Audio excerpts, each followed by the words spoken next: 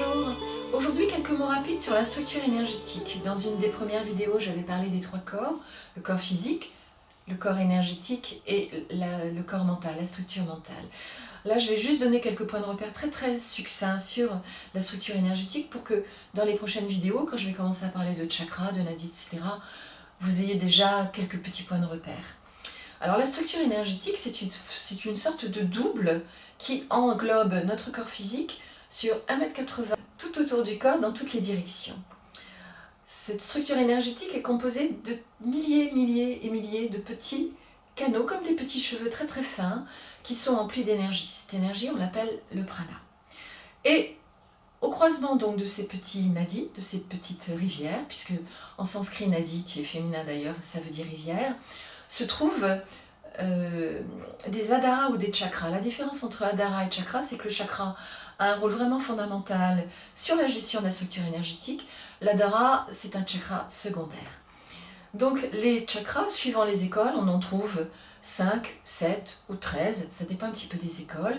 Si on intègre les chakras secondaires, comme la Lata chakra par exemple, mais en général, on parle de 7 chakras, celui de la base, Muladhara, celui qui se trouve au niveau du pubis, Svadhisthana, celui qui est au niveau du nombril, Manipura, celui qui se trouve au milieu de la poitrine, Anahata, au niveau de la gorge, Vishuddhi, et au centre du front, Ajna.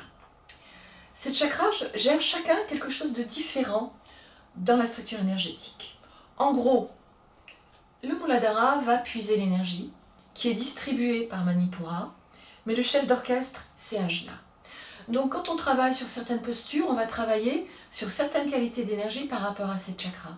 Et c'est ce qui fait la différence de ces écoles par rapport à d'autres écoles. C'est que c'est, si vous voulez, la structure énergétique qui donne le cadre de la séance et non pas la recherche à travers le corps physique. Bien sûr, le corps physique joue son rôle et il est toujours le premier bénéficiaire. Mais on va vraiment tout régler par rapport donc à la structure énergétique.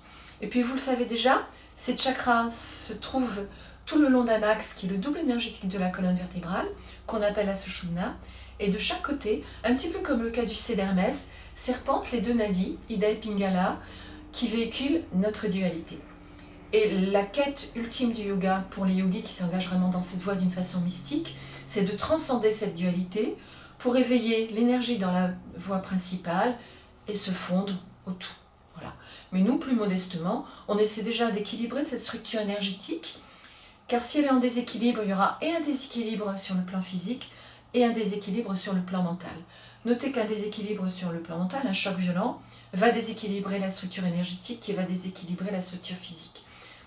Donc voilà, c'est pour ça qu'on essaie, à travers la structure énergétique, d'assurer une bonne stabilité, et pour le corps physique et pour le mental.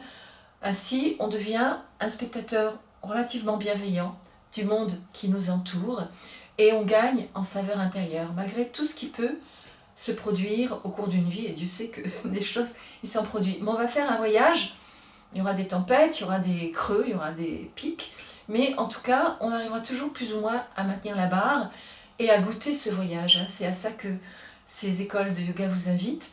Si vous ne désirez pas vous engager dans une voie mystique, ce qui est une autre histoire pour une autre fois. Des informations complémentaires sur mon blog si ces questions vous intéressent. Si ça n'est pas encore fait, je vous invite à vous abonner à ma chaîne.